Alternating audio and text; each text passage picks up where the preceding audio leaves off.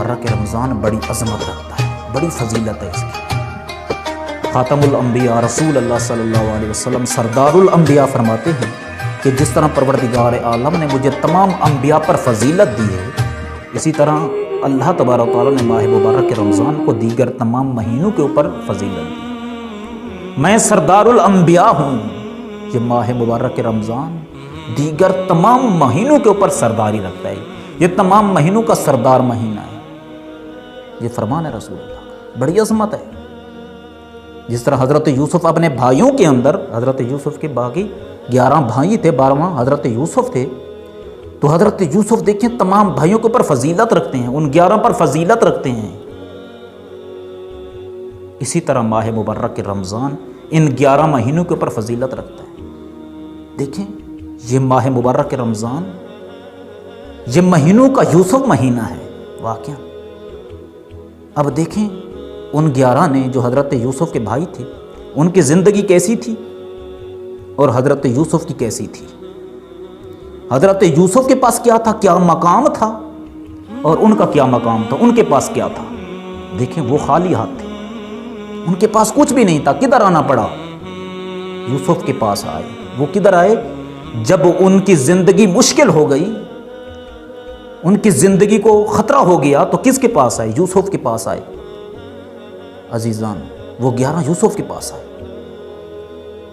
آج ہم نے جو 11 مہینے گزارے ہیں، کس طرح گزارے؟ ہمارے پلے کیا ہے؟ ہمارے دامن میں کیا ہے؟ سوائے معصیت، سوائے کوتاہی کے اور کچھ بھی نہیں ہے۔ جب ہماری زندگی میں کچھ نہیں ہے تو کدھر جانا چاہیے؟ آئیں یوسف کے پاس، آئیں رمضان کے پاس۔ یہ رمضان یوسف ہے۔ وہ بھائی تو حضرت یوسف کے بھائی تو حضرت یوسف کے پاس چل کر گئے، لیکن یہ ماہ مبارک رمضان یہ یوسف خود تمہاری طرف آ رہا ہے۔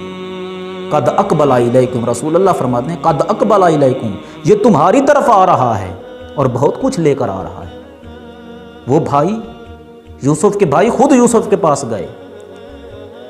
حضرت یوسف نے آگے کیا کیا؟ کیا عظمت تھی حضرت یوسف کی؟ حضرت یوسف کے پاس کیا تھا؟ حضرت یوسف نے ان کی سب کوتاہیوں کو معاف کر دیا۔ اتنا علم تھا حضرت یوسف کے اندر، اتنی بردباری تھی کہ حضرت یوسف کی بردباری علم ان کی کوتاہیوں کے اوپر غالب آ گیا۔ ان 11 بھائیوں نے بڑا ظلم کیا حضرت یوسف پر، بہت ستایا، لیکن حضرت یوسف نے معاف کر دیا۔ حضرت یوسف کا علم اتنا زیادہ تھا، غالب آ گیا۔ اللہ تبارک تعالیٰ سورہ یوسف کے اندر فرماتا ہے نا، لا تثریب علیکم اليوم یغفر اللہ لکم، کہ آج تمہاری کوئی ملامت نہیں ہے، سب کچھ معاف کر دیا۔ ان 11 نے جو کچھ کیا، حضرت یوسف کا علم حاوی آ گیا۔ اس کے پاس جو حضرت یوسف نے سب کو معاف کر دیا۔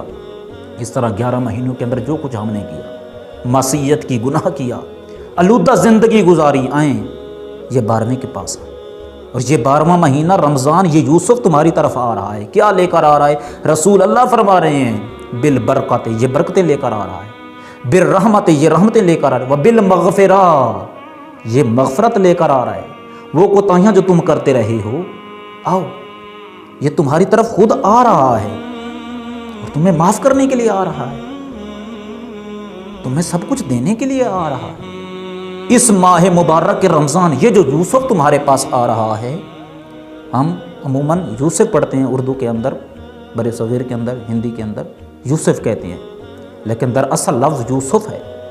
تو یہ جو یوسف ہماری طرف آ رہا ہے، یہ جو رمضان ہمارے پاس آ رہا ہے، یہ بہت کچھ لے کر آ رہا ہے، اس سے لے لیں، یہ ہمارے پاس خود چل کر آ رہا ہے۔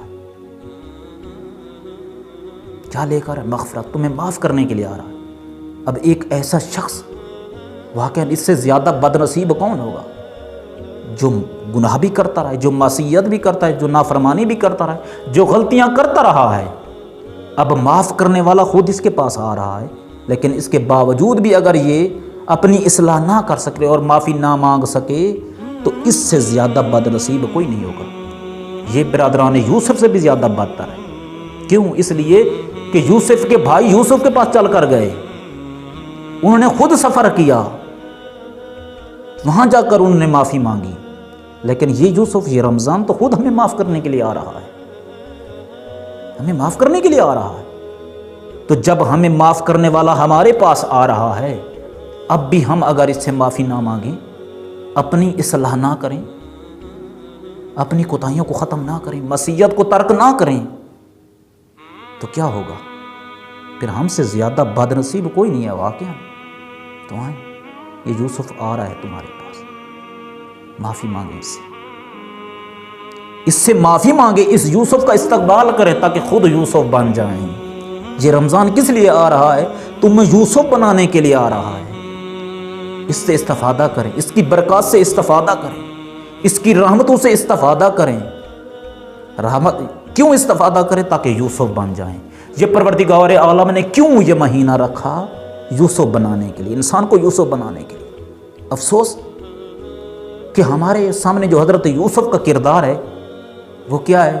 یہ جسمانی حسن و جمال کو ہم حضرت یوسف کا کمال سمجھتے ہیں۔ نہیں، یہ کمال نہیں ہے۔ یہ جسم کے اندر فقط خوبصورتی نہیں تھی، ہماری ساری توجہ حضرت یوسف کے جسم پر ہے، جسمانی حسن و جمال پر۔